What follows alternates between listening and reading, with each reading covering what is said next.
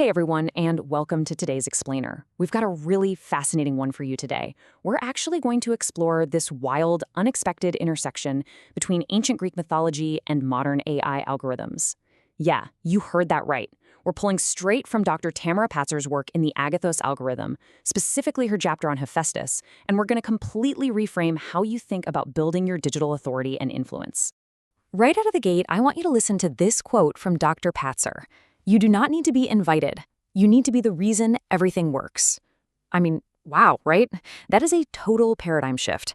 We spend so much of our time trying to get a seat at the table, just desperate for an invitation to be seen. But what if true, indispensable power isn't about being seen at all? What if it's literally about being the underlying infrastructure that makes the entire event possible in the first place? To really wrap our heads around this, we have to look at the ultimate architect of infrastructure himself. You know, Hephaestus, right? The Greek god of fire, the forge, and craft. Now, he wasn't exactly the popular kid on Mount Olympus. In fact, he was often rejected, deemed unappealing, and notoriously uninvited to all those glorious VIP events of the gods. And yet, his structural authority was absolute. Why? Because his authority was entirely functional. He was the craftsman. Just think about the actual creations that came out of his forge for a second. Achilles' invincible armor? Yup, Hephaestus built it.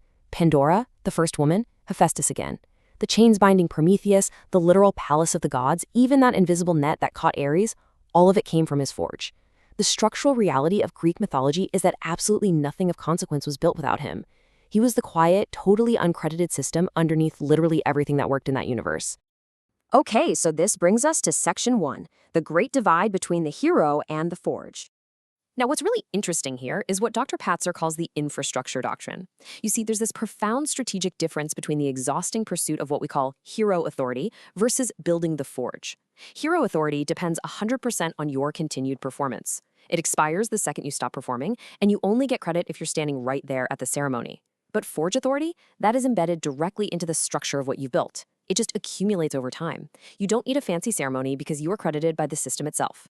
It's like Dr. Patzer says, the craftsman's authority lives in the structure of what was built, not in the credit assigned at the ceremony. Think about it. When Achilles wore the armor and deflected all those spears, Achilles got all the glory. But Hephaestus, he gained an accumulating authority that was baked right into the flawless performance of that armor. He didn't even need to show up to the battle to win. All right, let's move right along to Section 2, the modern digital forge and AI era infrastructure. So how does this ancient myth apply to us today? Enter the Answer Engine Authority System, or AEAS. This is Dr. Tamara Patzer's actual authority-building infrastructure. What it does is produce structured, indexed content that carries a very distinct structural signature specifically for AI to read. It's the exact modern equivalent of Hephaestus's forge. It just hums along silently in the background, giving these AI algorithms a genuine, undeniable authority footprint to discover and then elevate.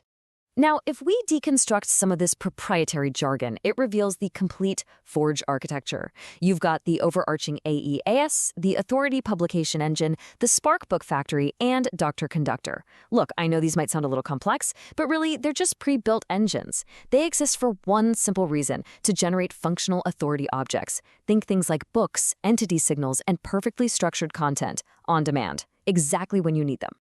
Let's actually zoom in on just one specific implementation to make this concrete, Dr. Conductor. This is a specialized forge built entirely for the medical vertical. It literally translates a physician's raw expertise into highly structured Q&A formats and what's known as zip territory authority. And the absolute brilliance of this is that the physicians don't need to understand the underlying mechanics of the forge or how the AI algorithm works. They just need to put on the armor that this system automatically produces for them. It's that simple. Which perfectly segues into Section 3, Preemptive versus Reactive building, also known as the Hephaestus standard. Going back to the myth for a second, remember when Achilles' mother arrived at Hephaestus's forge at literally midnight, desperately needing new armor before morning? Well, most authority builders today would absolutely panic in that situation because they operate as reactive builders. You know the drill. Day 1, a client urgently needs a book or a big piece of content. Days 2 through 30, there is just a massive, stressful scramble to build the whole thing from scratch.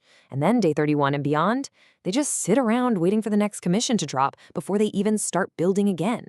It's an incredibly exhausting and inefficient cycle.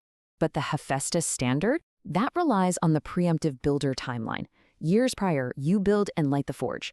That way, when that urgent midnight commission inevitably arrives, your system is already humming.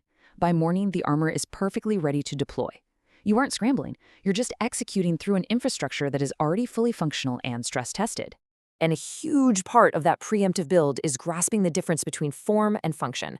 Digital objects that are produced just to be admired, ones with a purely aesthetic focus, they're structurally weak. When Hephaestus built the intricate shield of Achilles, he didn't do it just so it would look pretty. He built it to functionally contain an entire cosmology, to exact specifications. Today, your digital objects have to be produced with a functional focus. They must be built to hit the exact AI specifications and collision points that the algorithm is demanding right now. All right, moving into our final section, measuring your system or evaluating the forge. There is one absolutely critical number I want you to anchor on here, and that is 32. In Dr. Patzer's framework, there are exactly 32 AI collision points. These are the critical functional specifications we were just talking about. They represent the exact moments where AI, search engines, and human decision-making all converge on a single canonical source. Building to these 32 specifications, that is the true work of the forge. And this is exactly where the AI suggestibility audit comes into play. If an audit returns a score of, say, 40%, it just means there are significant structural gaps in your forge compared to a fully optimized 100%. But here is the most crucial takeaway. This audit isn't judging your personal excellence, your intelligence, or your expertise. Not at all. It is strictly measuring your system. It is a purely mathematical evaluation of whether your forge is structurally built to answer the algorithm across those 32 collision points.